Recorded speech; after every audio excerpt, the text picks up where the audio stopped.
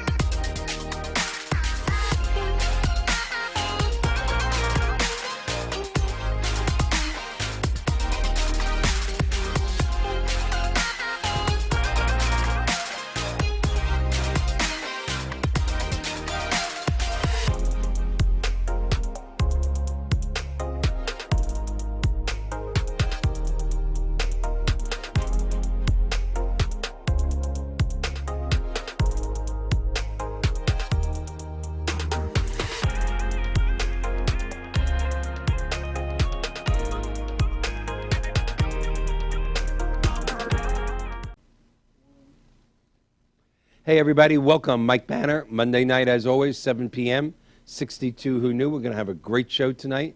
First, as always, I'd like to thank last week's guest, Mr. Colin Castle, Regional Director of Home Instead, the largest non-medical in-home care company in the country. It's always so much fun to have him, not just because Home Instead does so many great things across the country for its patients, but Colin and his wife are just such tremendous people. The philanthropic things that they do for people is staggering, and as I'm fond of saying, it's 62 Who Knew at its best, which leads us to tonight's guest as well. But before I introduce tonight's guest, as our audience, our idiots, that's a bunch of idiots, I guess, and idiots. As our audience, that'll be on the 62 Who Knew blooper reel. As our audience continues to grow and approach 50,000, because we've gone from 40 to 42 to 44, we always want to welcome our new guests and give you just a little synopsis of what 62 Who Knew is.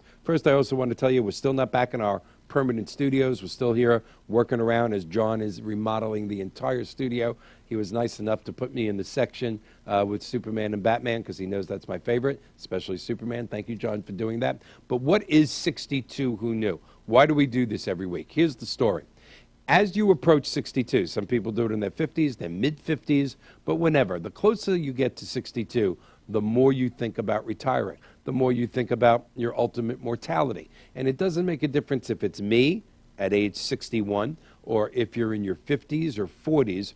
All of us, my father, his father before him, they all had the same questions as they approached 62. Have I saved enough money? Do I need to continue to work? Should I take my Social Security at 62 or should I defer it for a later age? Do I have enough life insurance? Did I let go of my life insurance because some so-called expert told me to?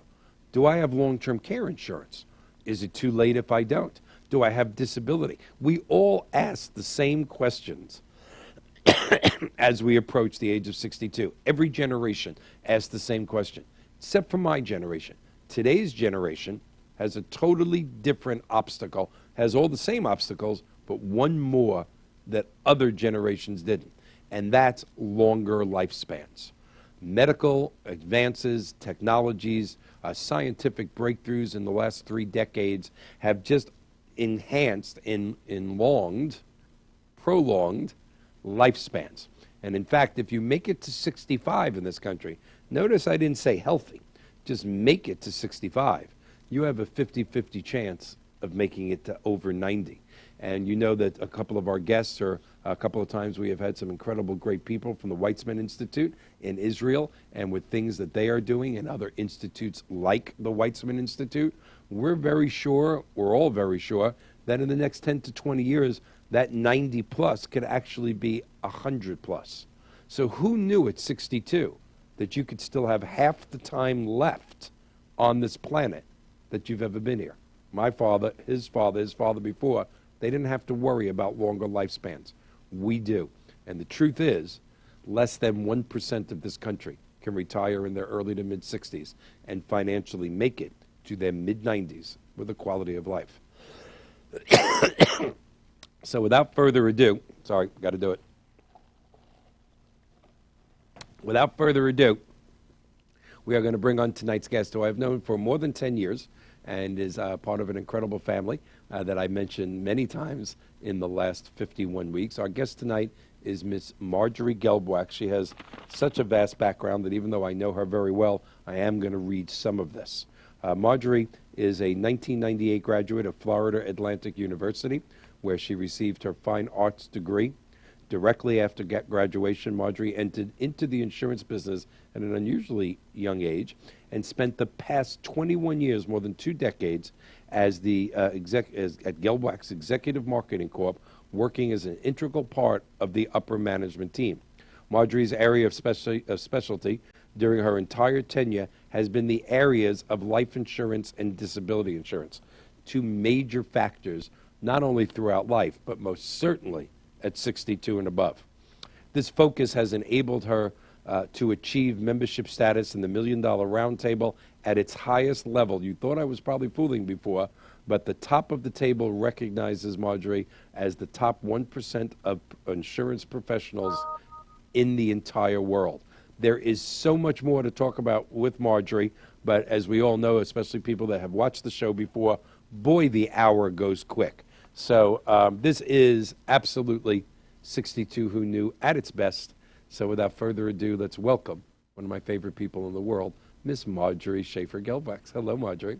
Hello, my dear. Thank you for that. I appreciate it. You're very welcome. I just can't decide whether we should do it or not, but I just make a decision. So we are going to do it.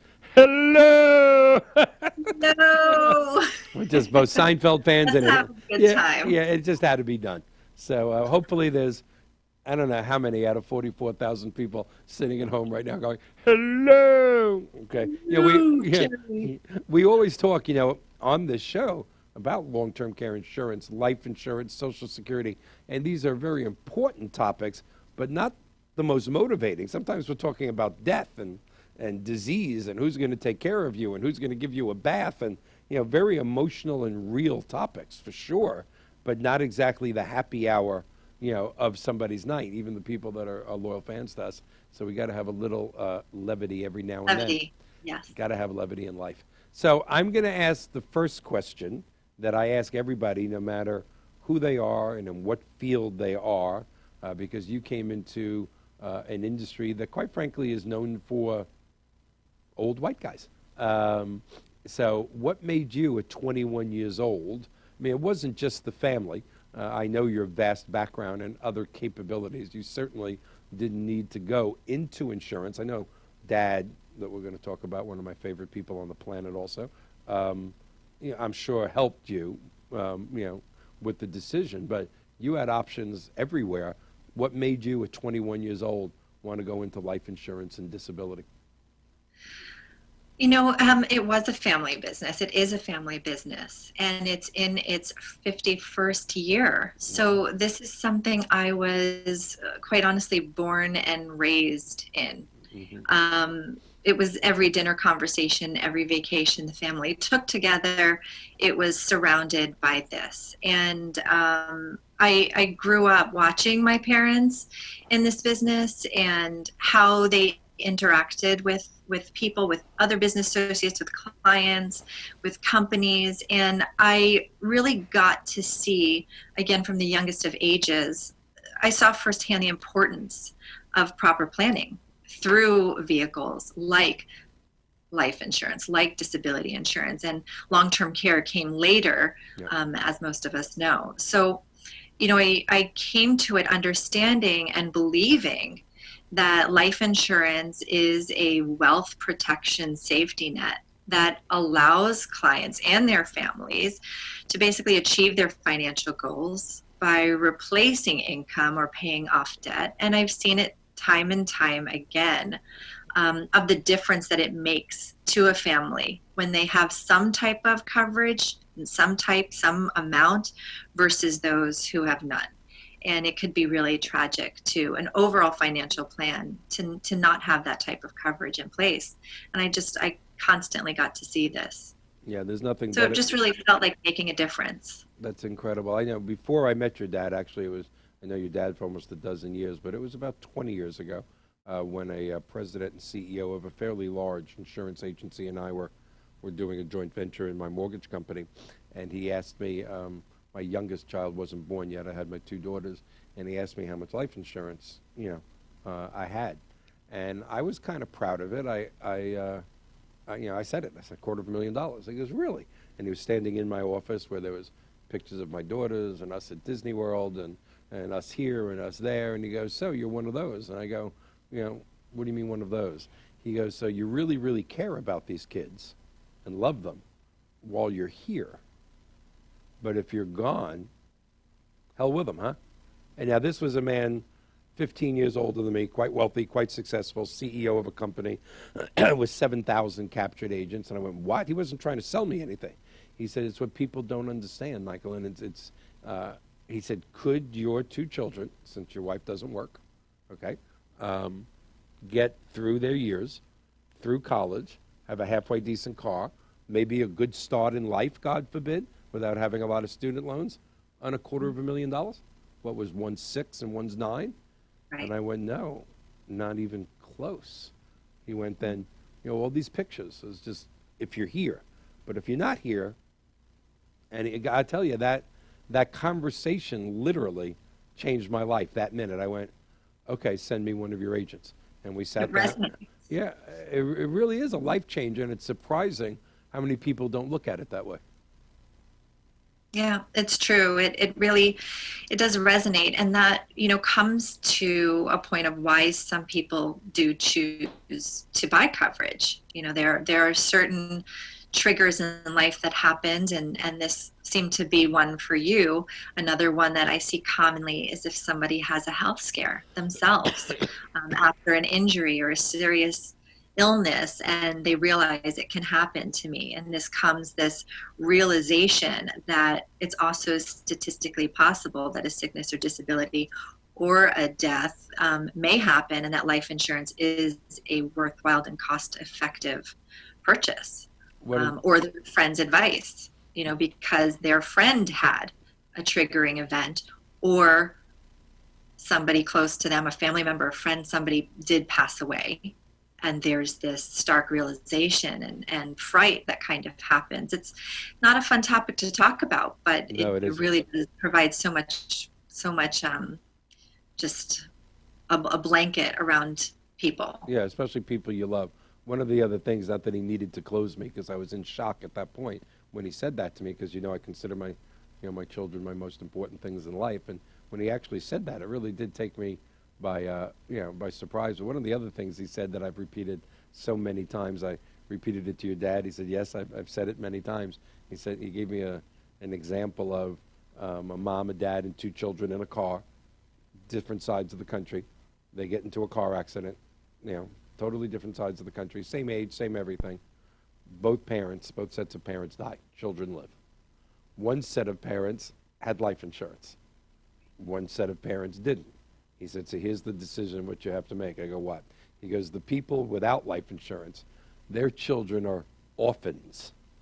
The people with life insurance, their children are heirs. Do you want your children to be heirs or orphans? Which was another thing that just hit me just like he punched me.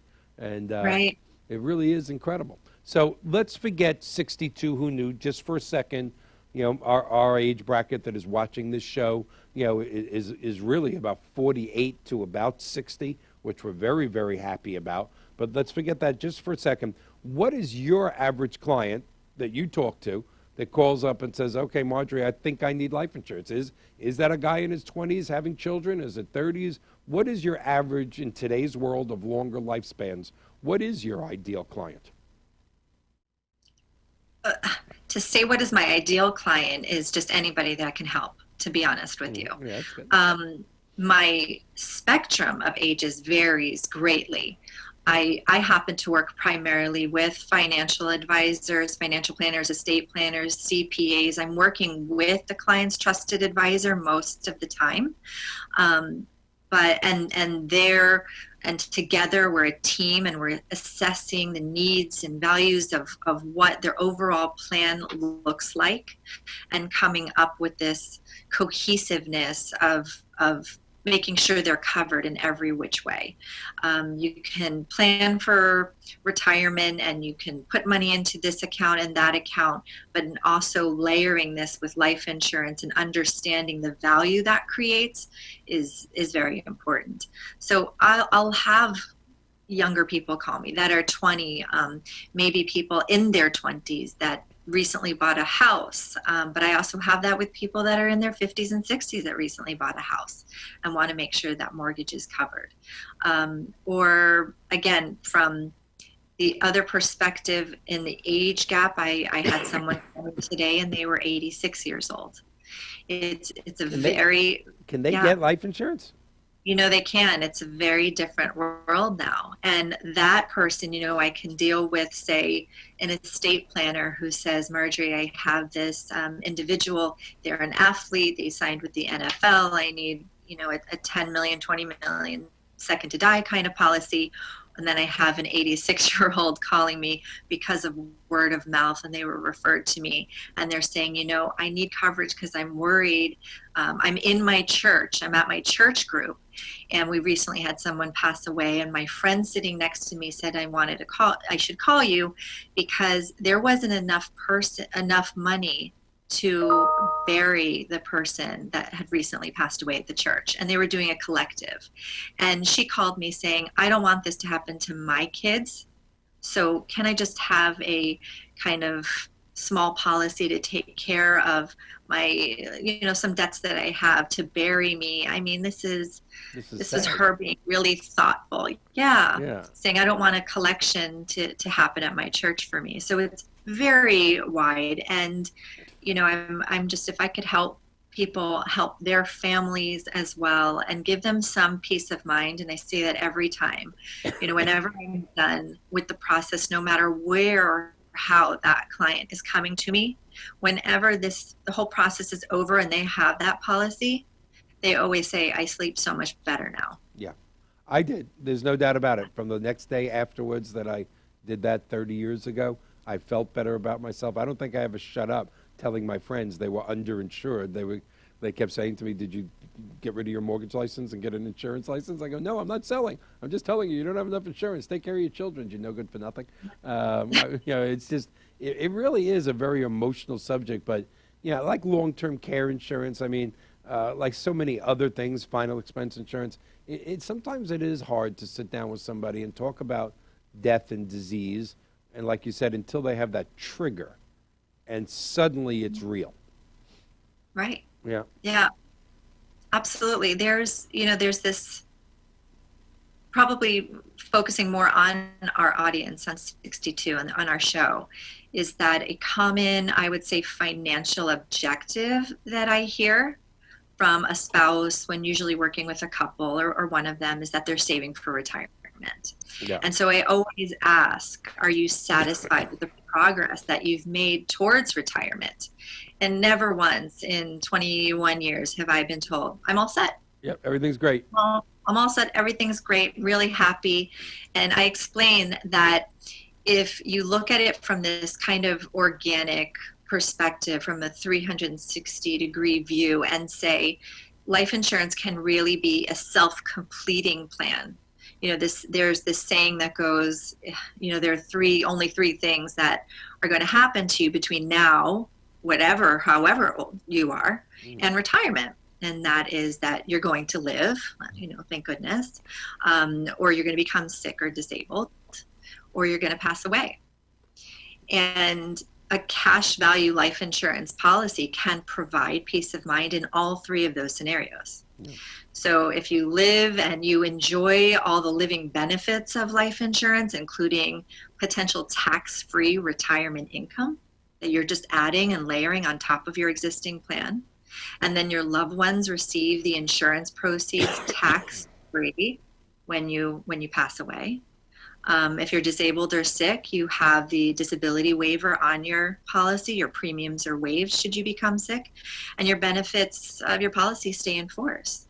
So it's really a very comprehensive plan. People, you know, it's as we said, it's not this real exciting topic, and people really look forward to it. But if we look at it as another just way of, you can take care of yourself, you can take care of others at any point, at any stage in life, it kind of changes the narrative a little.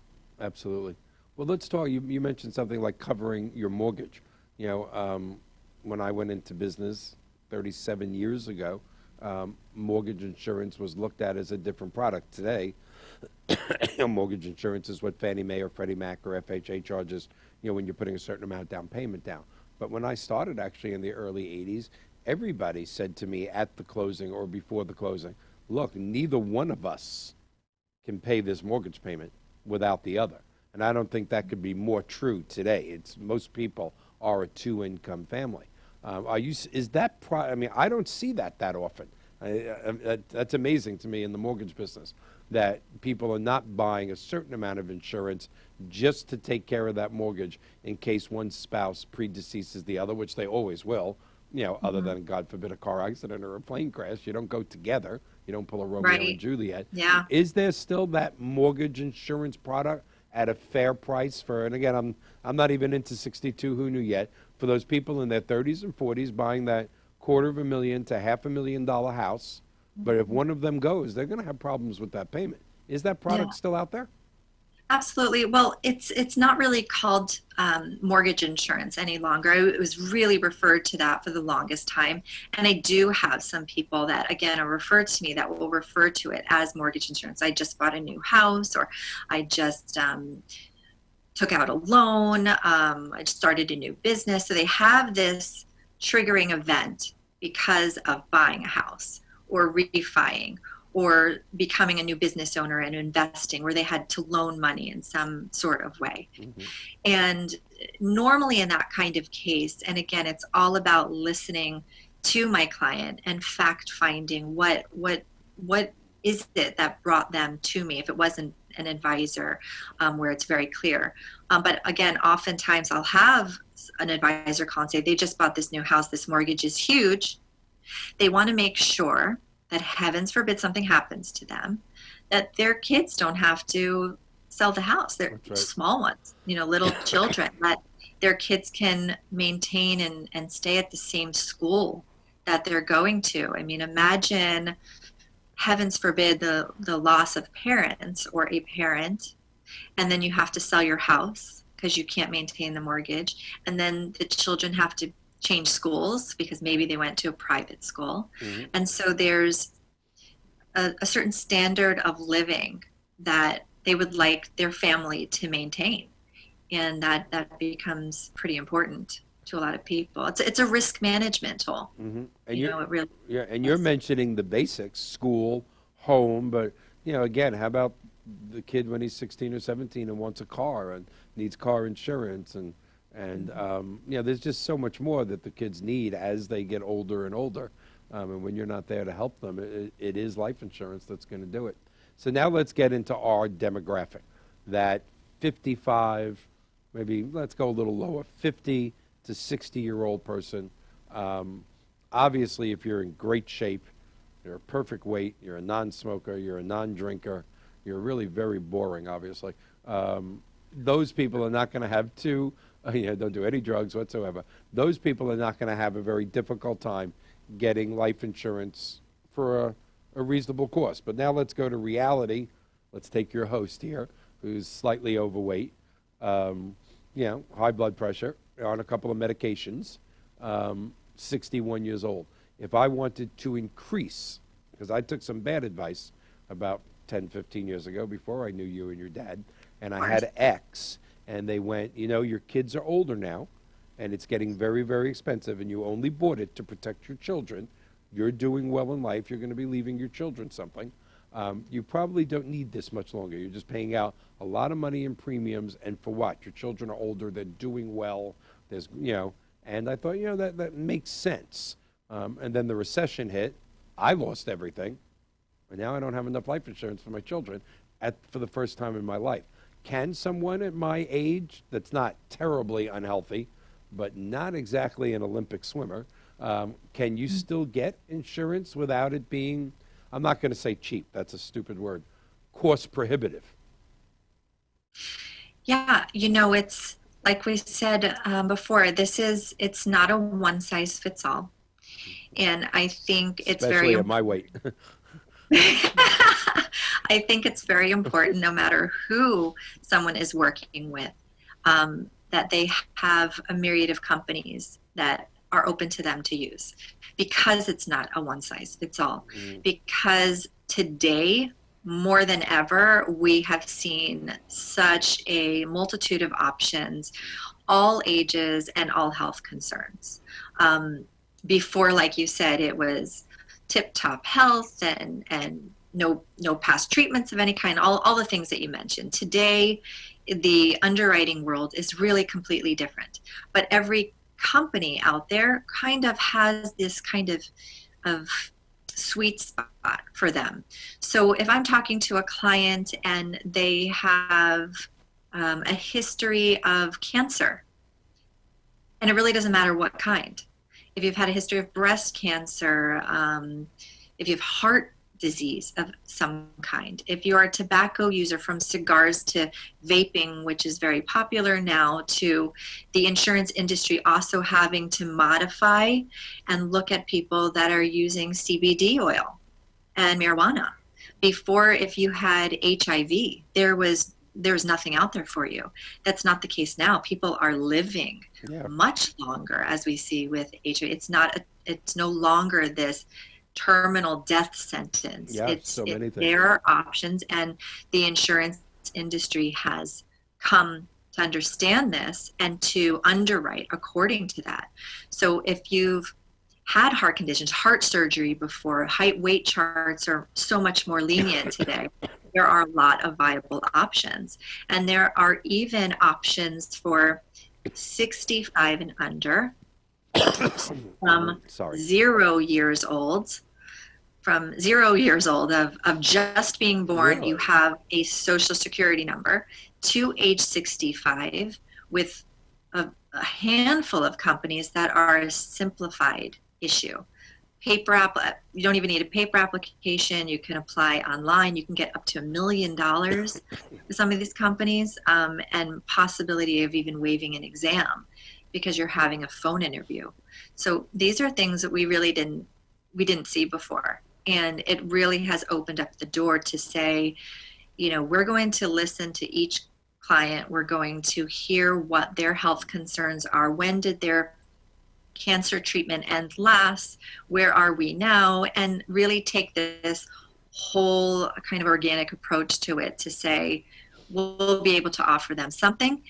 And if that person originally wanted 3 million or 1 million, and they come back with a certain tentative rate class, because I'm able to look at all the companies and speak to their underwriters that we had all these relationships with for 51 years now, and say, is this the right company for them? And this is what their health concerns are. We could say, well, maybe this isn't quite as affordable for you as you were thinking. This isn't within your budget. So let's reduce down to $750,000 instead of $2 million, or whatever it might be in that particular case, because it is so flexible. It is so flexible, and having something for your family or for you it makes a difference. I've seen it. And let's face it, if you did have a goal of $1 million or $1.5 million, and because of age or something health related, you were cut by the underwriter to $750,000, that's still a very significant amount that is going to be a life changer to your heirs. I mean, a total life changer. So it's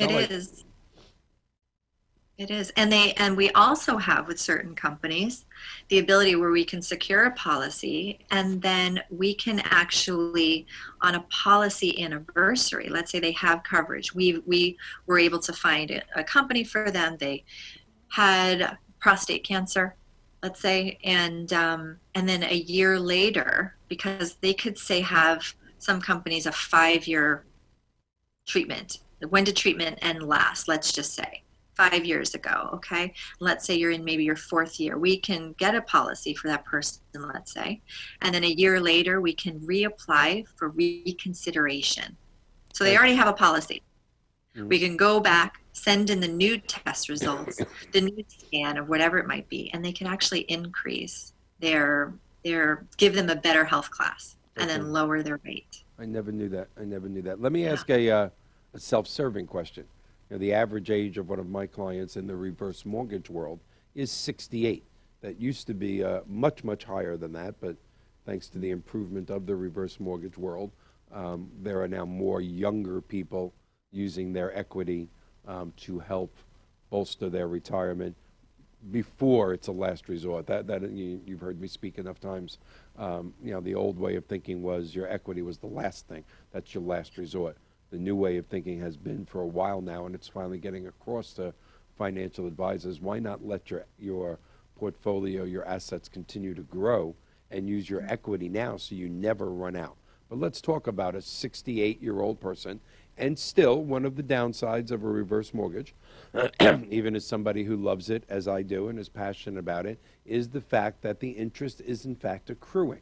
So if you do, in fact, borrow $350,000, 68 years old, on your $700,000 house, and you live to be 90, 22 years, and even at a great interest rate, 22 years of accrued interest, that money that you owe is going to at least triple.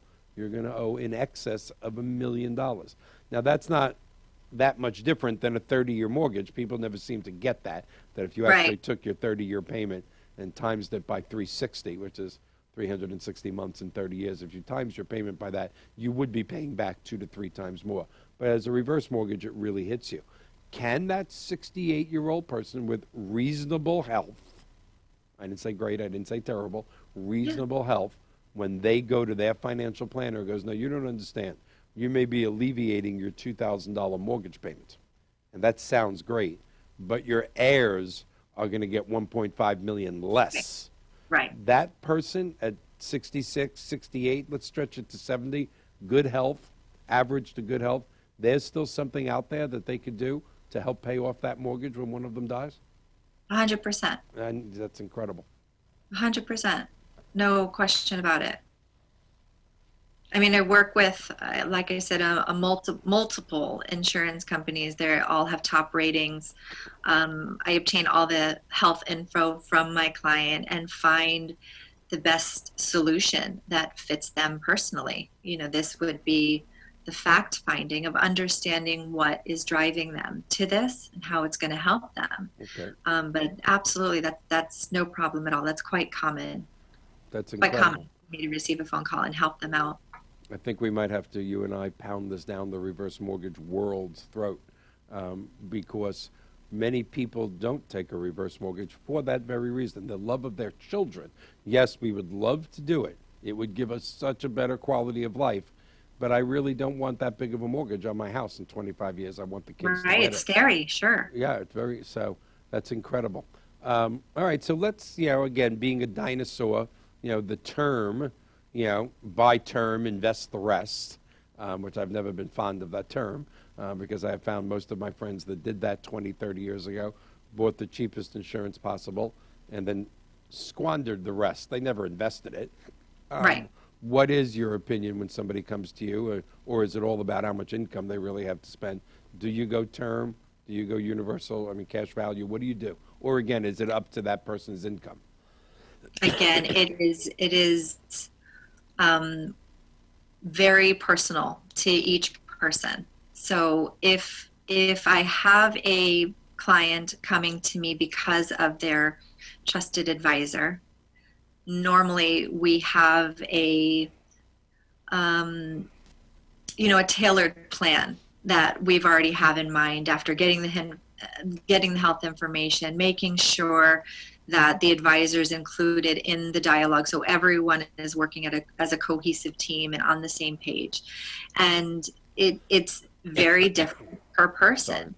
I agree with you. That's never been a term for me or in my practice of buy term and invest the rest. You just don't see people doing that don't have that advisor in their life that is kind of creating that engine to move for them, To push or they them, don't yeah. have that discipline. Yeah, they don't have the discipline to do it.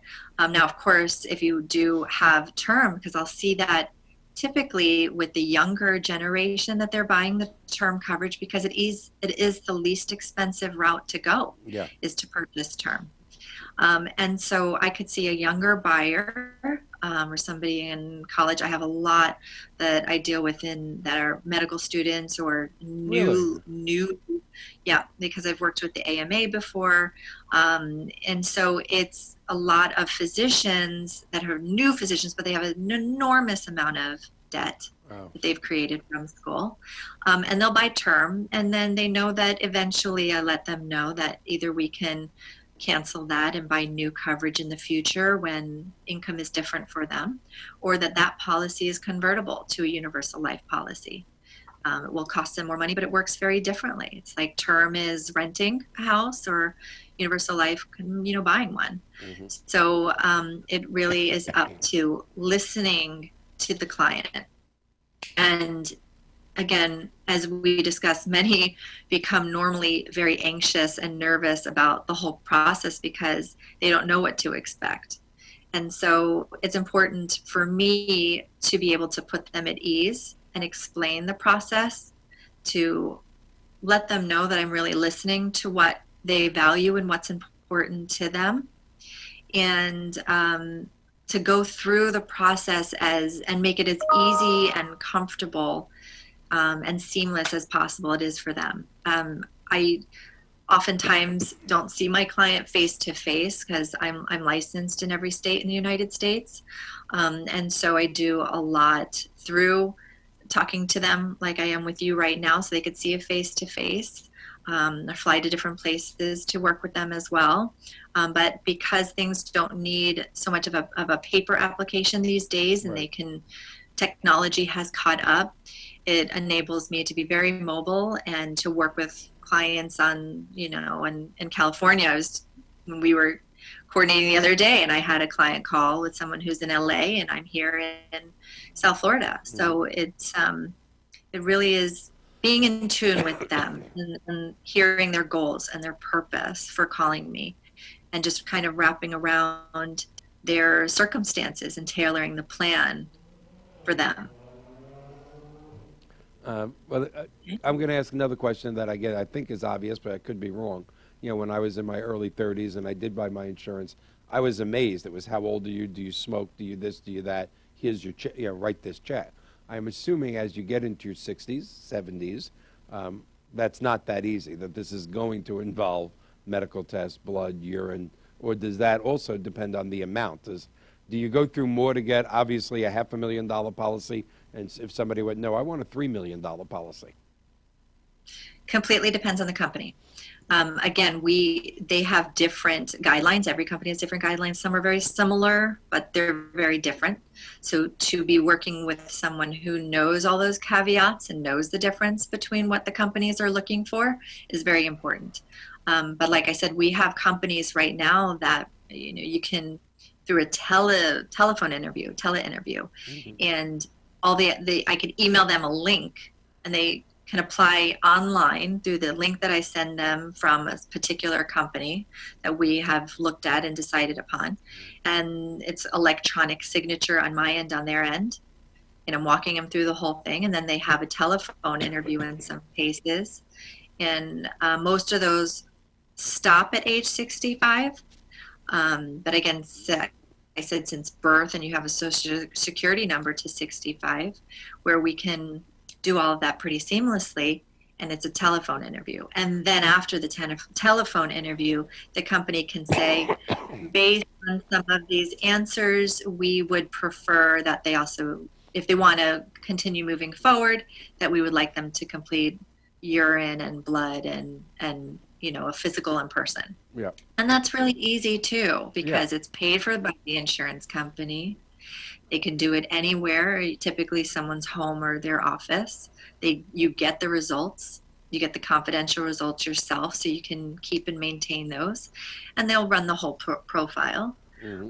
Yes, of course, if it's maybe a buy-sell agreement and you have other paperwork involved with other business owners that are involved, so you're dealing with another step of paperwork just to show the interest of why the insurance is needed. And of course, at much higher amounts, sometimes we'll need a CPA statement or a financial planning statement to show that these are your assets. This is what your profile looks like. And so the amount requested, if it's 20 million or something of this kind, is warranted. And then really it's just one added element in the exam, which is an EKG or maybe a stress test or a memory test. So when we get up in those higher amounts, those other things will be added. So the insurance company's just protecting their bases. Well, you brought up something that I've never really thought of throughout the years. If that large amount is warrantable. Let's just say you have a family guy that makes a damn good living. He's not a millionaire. He's got a house with equity, and he's got investments and a 401k and an IRA, and he's going to retire in quality. But again, a millionaire, probably not. Could he say, you know what, this is what I want for my children? I want a $10 million policy. It may be more expensive than a man of my means can afford, but I would give up certain things to make sure that my two children each get $5 million. Is there a such thing of a company coming back and going, you make 60 grand a year. We're not giving you a $10 million policy. Is that even connected? Yes. Oh, it is. It is connected. What I'll have sometimes ask is from clients or prospects is I'm working, say, with the husband, and maybe the wife is the CEO of the house and stay at home taking care of the 4 kids, and being all of those roles that she is, in this particular case that I recently have, and she's the chef, and she's the cleaning the house and feeding the kids and taking them to school, and she's the Uber driver, and all those roles that she meets. And the insurance industry has recognized that has, whoever is playing that role has a financial value to it. Oh, yeah. And that if all those roles were to be added up, that equivalency in income of that CEO of the house taking care of the children is about $160,000 a year. Easy. And so I often will get, I really would like to get coverage for my wife, my partner, because if something happens to her and I'm at work every day and I'm doing surgery or whatever it might be, I need to make sure that the kids maybe I would hire a nanny, maybe, all these different scenarios. Everyone has a different scenario, everybody.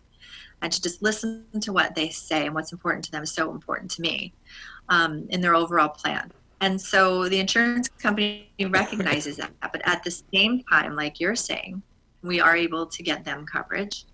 But it's very much not black and white. No. Because I can have, let's say, a new surgeon, and they know that he's going to start maybe at this salary, but that he's going to increase. And oftentimes what I see is a contractual agreement from a company saying, from the radiology place that they're going to work at now, that there's a step up every year.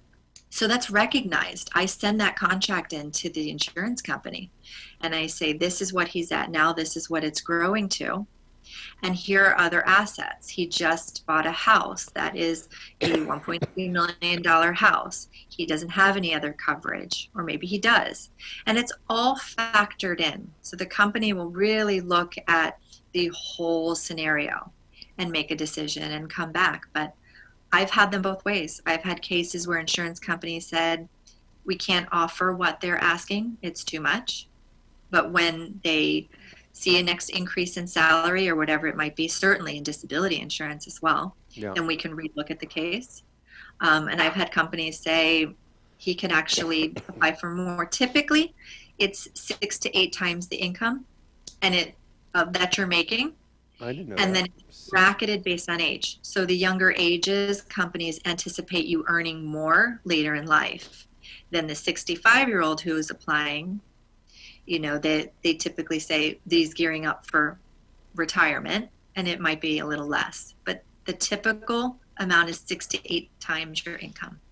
All right. And I know you gave an example of, hey, if mom was gone and somebody else had to Uber and do all the things, because he was out doing surgery. And I know you do business with, a lot of doctors. But again, to me, I'm always been one of those blue collar kind of guys. To me, that is so important, or more important, to the police officer, the fireman, the manager of the factory bringing down 75 Teachers. grand. They have no shot of replacing the CEO of the home whatsoever. Right. Yeah. Yep. It's 100% true. And, it's without even knowing it, you're really touching on it because, those particular groups or segments that you've mentioned with firefighters or police officer, I mentioned teachers, a Especially lot of teachers. what I have found truly there is a word of mouth because I have a very close friend who's the captain of the fire department locally, wrote him, and they are given, they have group life insurance, and it's not enough. No, it isn't. My son-in-law It's is not a enough. police officer. It's not enough. They're doing It's what they not. can. I give them credit, the city, the county, the state, but it's not enough. And they recognize it. It's something and they need it and it's so important and they always opt in for it. Hmm. But they realize that, and then kind of it was once I wrote 3 of the police officers were in this fire department, then it was, my phone was just ringing saying, you need to help my friend, you need to help my friend, you need to help my friend, because you know what they're talking about Of there course. late at night, and boy, we're so grateful for them. Well, they are this would be a totally different show. I would do it with your father and Mark. The disrespect at this particular point that our first responders are looked at by so many people in this country, specifically police officers. It's a nauseating topic for me. But these are our everyday superheroes. These people, as far as I'm concerned, should be wearing capes. The firemen, the policemen, of course, the first responders, the ambulance drivers, and now I got to tell you, our teachers are just now they're first responders. They're watching out for the kid that may have go into shock if he comes near somebody that had peanut butter in the last week, and they're protectors. They're just everything. The They teachers, are. and yet these that's a totally different show. But sometimes in this greatest country, and it is the greatest country in the history of history, we're in a little weird shape right now. We're in a bad place, but it's still the best of the best. But we seem to have gotten some of our morals and ethics ass backwards in this last 20 years. I don't think it's been recently. I think it's been coming over the last 20, 30 years. But let's talk about that for a second. This hour goes by so quick. It's ridiculous. But let's talk about, simply because it's a family thing. It's a personal thing to me. My son-in-law, Ryan, who I'm so proud of, who is a police officer right here in Tarpon Springs, Florida. If a 40-year-old manager in Publix wants to buy $1 million in life insurance, and a 40-year-old police officer or fireman wants to, I would assume, since the policemen and the firemen have a higher risk of dying, that there's going to be a pretty healthy difference in those premiums, or No. no? No. If it's disability insurance, Yeah. we are talking something different, because disability insurance is based on income and based on your classification is based on your occupation. With life insurance, it is not. It is not based on that. It's a health underwriting. But now I can even insure someone that is going overseas in war. There are actually certain places that if you're going to visit, they can discriminate upon, because there is a terrorism list. Right. So there are certain countries that if you said you were going there for vacation or business, they will actually do a postponement or decline coverage. They'll say we can't because you're going to this location and it's high up on the terrorism list. But yet, if I have someone that was in the Marines who is going overseas to Israel, it was no problem getting them covered. Okay. Through coverage. Yeah, I mean, I've learned a lot from you in the last, obviously, 10 to 12 years, but in the last 50 some odd minutes, I'm not sure how close we are to the end at this point.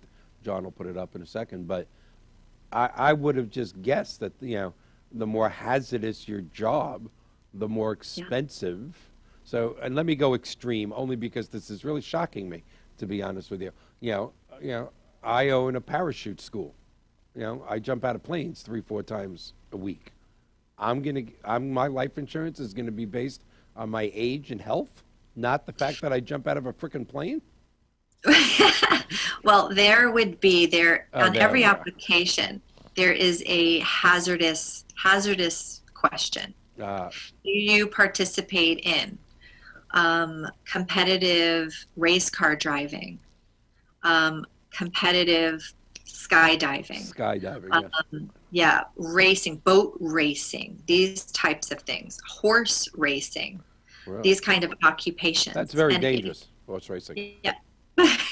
But then you'll also have on there, how many times do you scuba dive? Really? Do you scuba dive? And if so, how many times? What is your PADI rating? Or skydiving, like you said.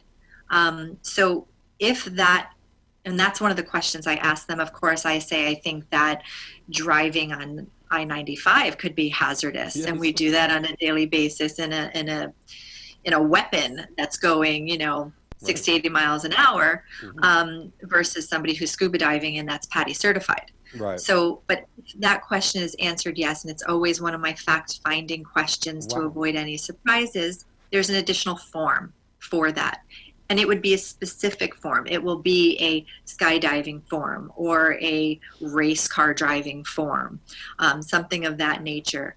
And you fill that out, and depending on your questions, like the scuba diving will ask your depth that you normally scuba dive at, or if you've had any incidents before. And so they can say this is a bit too much of a risk, but if that was, we have another company to go to that accepts that type of risk, that accepts the football player getting tackled. I think I heard the other night on the Steelers game that Ben Roethlisberger has been tackled 800 times. Mm-hmm. 800 times he's been tackled in his career so far. And I thought, well, we actually have a company that would cover him. Wow. With what he does. What he needs is better coverage by his linemen. But okay, but you have a company that's good. Obviously, we have to talk to the front fighters. Line. Yeah. I work with a lot of athletes, and so I have UFC fighters, that are in the octagon, really? And it doesn't matter. We can secure them. Well, I've got that. To me, that's incredible, and I think that's I've always said that the mortgage world is very unbiased. I mean, you can be 88 years old and apply for a 30-year mortgage, and you're getting, whether you're approved or denied, is based on your credit, the collateral, and your ratios, your ability to pay back. The fact that statistically you're not going to be around, or not even allowed to consider that. I did not know that the insurance business was that not biased, that unbiased. I thought they kind of used almost any excuse, I hate to say that, to raise your premium. That's an incredible thing to know. We only have about 3 minutes left, and just let's talk about disability. I can't, you are going to come back, right? And it's not going to take 51 weeks, right? Right. Okay, you promise, because 42,000 or 44,000 people are hearing this promise. You do promise, right? Because we do need to talk about disability, which is something, as you can see, I'm coughing more this show.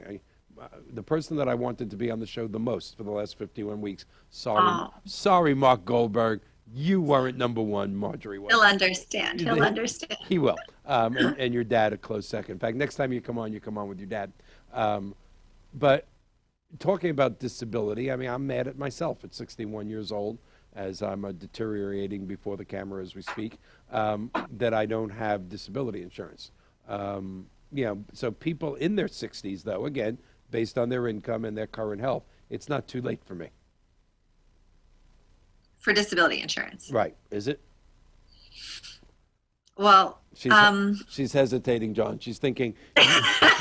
I'm actually using the because I know too much. Yeah, I'm using the force right now, and she's thinking he's a rack of ribs away from stroking out, and he's asking me about disability insurance. Yes, you do know too much about You know, a really easy way to kind of think about disability insurance is it mimics in a lot of ways long-term care insurance. Oh, I'm dead. Okay. Right.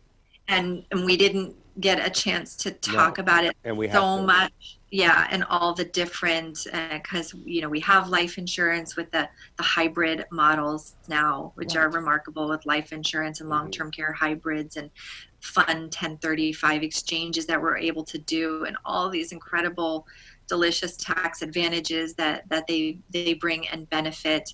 And I'm seeing a younger buyer more than ever do this type of policy, and it's really nice to see, because I know that they're really taken care of in every kind of way. Yeah. But with disability insurance, it's really that income loss, right? Right. And so they are going to discriminate, if you will, based on occupation. And I mean, I say rightfully discriminate. so. Rightfully so. We use that term, yeah, we use that term sometimes, but that occupation gives you your classification with the insurance company. They have to put you in a class of an occupation, right? Because they're securing your income based on your occupation. And actuarially and statistically is the life insurance industry, so they're going to statistically rate you. We have 10 seconds left, so you are going to come back with your dad. We're going to do a panel show. 5 seconds left. Thank you so much, Wonder Woman, for being on the show. Thank you so much. Join us next week. Stay on so I can talk to you after the show. Thank you, everyone.